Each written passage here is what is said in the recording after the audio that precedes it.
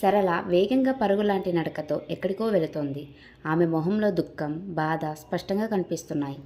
కొంతకాలంగా ఆమెను జాగ్రత్తగా గమనిస్తున్న శివాజీకి ఆశ్చర్యం వేసింది. ఏమైంది? ఎప్పుడు చలాకీగా ఆనందంగా ఉండే పిల్లకు ఇవాళ ఏమైంది? ఎక్కడికి వెళుతోంది అనుకున్నాడు. ఆమె తనను చూడకుండా దూరంగా వెంబడించాడు. అయినా పరిసరాలను పట్టించుకునేలా లేదు ఆమె. సరాసరి కోదండరాముని ఆలయానికి వెళ్ళింది. సమయం ఉదయం 10:30 అవుతోంది. గుడి పల్చగా ఉంది. 2-3 ఉన్నారంతే. ఆమె ఇవేమీ చూడకుండా సరాసరి రాములవారి విగ్రహం ముందు నిలబడింది. తన దైవం శ్రీరాముని చూసిన వెంటనే ఏడుపొచ్చింది. ఆమె స్వామికి ఏదో చెప్పుకుంటున్నట్లు స్పష్టంగా తెలుస్తూనే ఉంది.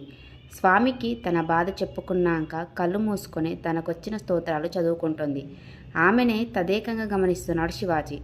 సరళ అంత అందగత్తేమీ కాదు. 5 అడుగుల మించని పొడుగు, సమంగా ఉన్న శరీరం, చామన ఛాయ రంగుతో చాలా మామూలు చీర కట్టుకొని జడ వదులు వేసుకొని నిలబడ్డ సరళను చూసిన శివాజీ పెద్ద అందగత్తె కాకపోయినా సంప్రదాయంగా కలగానే ఉంది అనుకున్నాడు. 1-2 సార్లు మాత్రం స్వామిని చూసి ఆమెనే గమనిస్తూ కాస్త దూరంగా నిలబడ్డాడు. కాసేపటికి తీర్థం శటగోపం తీసుకొని మండపంలో కూర్చుంది సరళ. ఒంట్లో సత్తువ లేనట్లుగా స్తంభానికి ఆనుకొని కూర్చొని ఉంది. అప్పుడు పలకరించాడు శివాజీ. ఏం సరళ, మీ దేవుడితో ఏదో మాట్లాడుతున్నావు అంటూ వాతావరణంలోని గంభీరతను తగ్గించడానికి ప్రయత్నించాడు. ఒక్క క్షణం ఉలిక్కిపడి అంతలోనే సర్దుకొని రా బావా, ఎంతసేపైంది వచ్చి అని జరిగి చోటిచ్చింది. ఆమె పక్కనే కూర్చుంటూ మళ్ళీ తన ప్రశ్నను అడిగాడు. ఒక క్షణంలోనే తమాయించుకొని నాకు నా దేవునికి 1,00,000 ఉంటాయి, అది మా ఇద్దరి మధ్యనే ఉంటుంది అని మామూలుగా కాస్త హాస్యంగా అంది. నాకు తెలుసులే కానీ ఆ దేవుడు నీ సమస్యను తీర్చమని నాకు చెప్పాడు అన్నాడు శివాజీ. ఏం చెప్పడం అంది. ఈ వయసులో ఆడపిల్లలు ఏం కోరుకుంటారు? ఒక అందమైన రాజకుమారుడు వచ్చి తనను అందమైన గుర్రం మీదే ఎక్కించుకొని తీసుకుని వెళ్ళాలి అనే కదా. ఆ ప్రయత్నం మీదే ఉన్నానని మీ స్వామికి చెప్పానులే అన్నాడు. పకపకా నవ్వింది సరళ. నేను నా రాముణ్ణి కోరినది రాజకుమారుణ్ణి పంపమని కాదు, అందుకని తమరేమీ వెతకనవసరం లేదు అంది. మరి? ప్రశ్నార్థకంగా చూశాడు శివాజీ. నిన్న మా పెద్దనాన్న మా ఇంటికి వచ్చాడు బావ. రావడం మా నాన్నకు బాధ్యత లేదని, ఎదిగిన ఆడపిల్ల కళ్ళ ముందే తిరుగుతుంటే పట్టించుకోవడం లేదని, ఆ పిల్లకు అన్యాయం చేస్తున్నాడని అంటూ సరళని ఇలాగే మూడులాగా ఉంచేస్తావా అని నిలదీశాడు. పాపం నాన్న అమాయకుడు. వాళ్ళ అన్నయ్య అంటే గౌరవం, భయం కూడా. చూస్తున్నాను అన్నయ్య అని తప్పించుకునే ప్రయత్నం చేశాడు. ఆయన వదిలితేగా. నువ్వేం చూడనవసరం లేదు. చక్కని సంబంధం చూశాను. అబ్బాయిది మన దగ్గర గ్రామమే.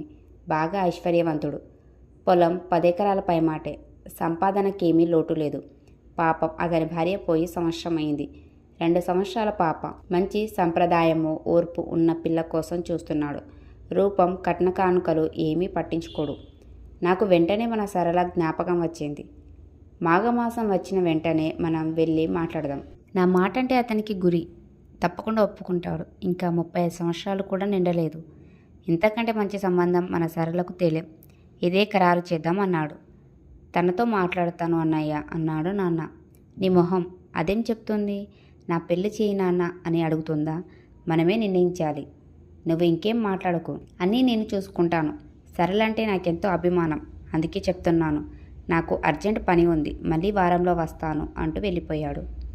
నాన్న ఏమీ అనలేదు, అనడు కూడా. నీకు తెలుసు కదా బావా, ఆయన ఎంత అమాయకుడో. ఏం చెప్పలేడు. వాళ్ళ అన్నయ్య మాట కాదనే ధైర్యం ఆయనకు లేదు. మంచిదేగా సరళ, త్వరలో ఒక శ్రీమంతునికి భార్య కాబోతున్నావన్నమాట అన్నాడు శివాజీ. నువ్వు అలా అంటావేంటి బావా? నీకు తెలియదా నాన్న విషయం? పెద్దనాన్న మా పొలం కూడా చూసుకుంటున్నాడు కాబట్టి మాకు ఇబ్బంది లేకుండా ఇల్లు గడిచిపోతుంది. అమ్మ ఆయనను కంటికి రెప్పలా కాపాడింది. ఆమె ప్రేమలో, రక్షణలో ఆయన జీవితం బాగానే గడిచింది. కానీ పోయిన సంవత్సరం అమ్మ పోయినప్పటి నుండి ఆయన మరీ పిచ్చివాడిలా తయారయ్యాడు. అమ్మలా కాకపోయినా నాకు చేతనైనంత వరకు శ్రద్ధగా నాన్నను చూసుకుంటున్నాను. ఆయనకు వేళకు అన్నీ అందివ్వడం, భోజనం పెట్టడం, మందులు ఇవ్వడం అన్నీ నేనే చూసుకుంటున్నాను. డబ్బు, దశకం కూడా నా బాధ్యతే. ఆయన నాకు తండ్రి కాదు బావా, నా కొడుకు. పెద్దవాళ్ళు ఇచ్చిన కాస్త పొలాన్ని, ఆవులను చూసుకుంటుంటే మా జీవితాలు గడిచిపోతాయి. నేను పెళ్లి చేసుకుని వెళ్ళిపోతే మా నాన్న ఏమవుతాడు? ఈ ఊళ్ళో నాకు వచ్చిన లోటేమీ లేదు. పెళ్లి చేసుకోకపోతే బతకలేనా? హాయిగా బతుకుతాను బావా. ఆ రాముని దయ వలన నేను ఇలాగే ఉండిపోతాను. ఈ విషయంలో మా పెద్దనాన్నే కాదు, ఎవరు నన్ను ఒప్పించలేరు. ఏ పరిస్థితుల్లోనూ నాన్నను వదిలి వెళ్ళే ప్రశ్నే లేదు. అదే రాముని ప్రార్థించాను. మా నాన్న నుండి నన్ను దూరం చేయవద్దని, నాకు దృఢంగా నిలబడి ధైర్యం ప్రసాదించమని. అంతేకాని నువ్వు చెప్పినట్లు రాజు కోసము కాదు, రాకుమారుని కోసము కాదు. ఆమె స్వార్థరహిత్యం, తండ్రి మీద ఉన్న ప్రేమ, బాధ్యతల పట్ల ఉన్న శ్రద్ధ అన్నీ తెలిసినవే. అయినా ఆ క్షణంలో ఆమె మీద గౌరవం ఎంతో పెరిగిపోయింది శివాజీకి. నిన్ను మనసారా అభినందిస్తున్నాను సరళ. ఆడపిల్లలందరూ నీలాగే ఉంటే ఈ సమాజం స్వర్గం అవుతుంది. నువ్వు అనుకున్నది తప్పకుండా సాధిస్తావు. మనిద్దరం పవిత్రమైన దేవాలయంలో కూర్చున్నాము. ఇంతకంటే మంచి చోటు ఉండదు. నిన్ను మనస్ఫూర్తిగా అడుగుతున్నాను, నన్ను చేసుకుంటావా సరళ అన్నాడు. అదిరిపడింది సరళ. బావా, హాస్యానికి కూడా అటువంటి మాటలు అనవద్దు. నువ్వెక్కడ, నేనెక్కడ? అందము, చదువు, మంచితనము, ఐశ్వర్యము అన్నీ ఉన్న నీలాంటి వాడికి చక్కని అందమైన చదువుకున్న అమ్మాయి లభిస్తుంది. నాలాంటి అమ్మాయి కాదు. నువ్వే కాదు బావా, మీ కుటుంబంలో అందరూ చాలా బాగుంటారు. ముఖ్యంగా మీ వదిన ఎంత బాగుంటుంది. ఆమెకి తోడికోడలుగా తగ్గ అమ్మాయిని తీసుకురా. సానుభూతితో నన్ను చేసుకుంటానని అన్నా రేపైనా నువ్వు బాధపడతావు. నాకు అటువంటి అత్యాశ కలలో కూడా లేదు బావా. నేను వస్తాను అని లేవబోయింది. చనువుగా చేయి పట్టుకొని ఆపాడు శివాజీ. నీ విషయంలో నువ్వు చెప్పావు, నా విషయం కూడా విను. నీకు తెలుసా మా అమ్మ నాన్న ఎంత మంచివాళ్ళో?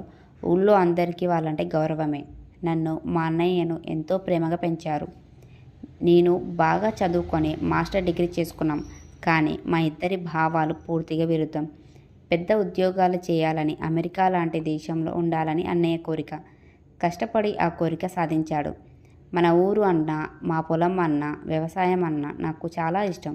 జీవితాంతం ఇక్కడే ఉండిపోవాలని, మా పొలాన్నే కాకుండా ఈ గ్రామాన్ని కూడా బాగా అభివృద్ధి చేయాలని నా ఆశయం. అందుకనే ఎంఎస్సి అగ్రికల్చర్ చేశాను. అది అయిన వెంటనే నాన్నకు అసిస్టెంట్గా చేరిపోయాను. ఆయన అనుభవంతో శ్రద్ధగా అందుకున్న వ్యవసాయ జ్ఞానాన్ని ఆకలింపు చేసుకున్నాను. 2 సంవత్సరాల నుండి నాన్న ఎక్కువగా పొలం రావడం లేదు. నేనే చూసుకుంటున్నాను.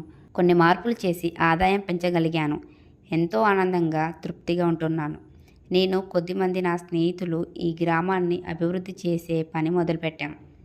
వీటన్నిటి వలన నాకు తీరికే తక్కువ. అన్నయ్య తన క్లాస్మేట్ని ఇష్టపడి పెళ్లి చేసుకున్నాడు. మా వదినది అపురూపమైన సౌందర్యం, బాగా ఉన్నవాళ్ళు.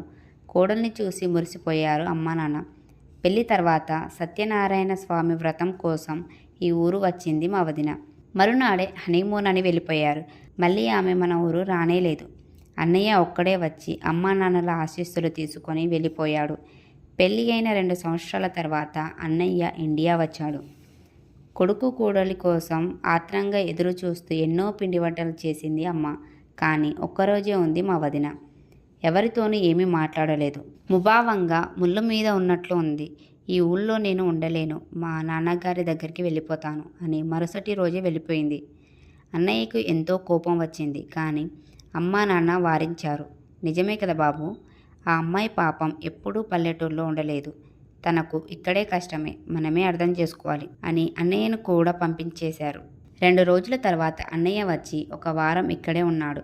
మా కోసం కారు కొన్నాడు. ఇంటి సౌకర్యాలు పెంచాడు. నన్ను పొలం తీసుకువెళ్ళి, శివాజీ, నువ్వు చాలా తెలివైన పని చేశావు. ఊళ్ళోనే ఉండిపోయావు, అమ్మా నాన్నతోనే ఉన్నావు. నేను అంత దూరం వెళ్ళి ఆత్మీయులందరికీ దూరమై బావుకున్నదేమిటో నాకే అర్థం కావడం లేదు. కానీ వెనక్కు రాలేని పరిస్థితి. అనుభవంతో చెప్తున్నాను. నువ్వన్న అమ్మా నాన్నలకు ఒక మంచి కోడల్ని తీసుకురా.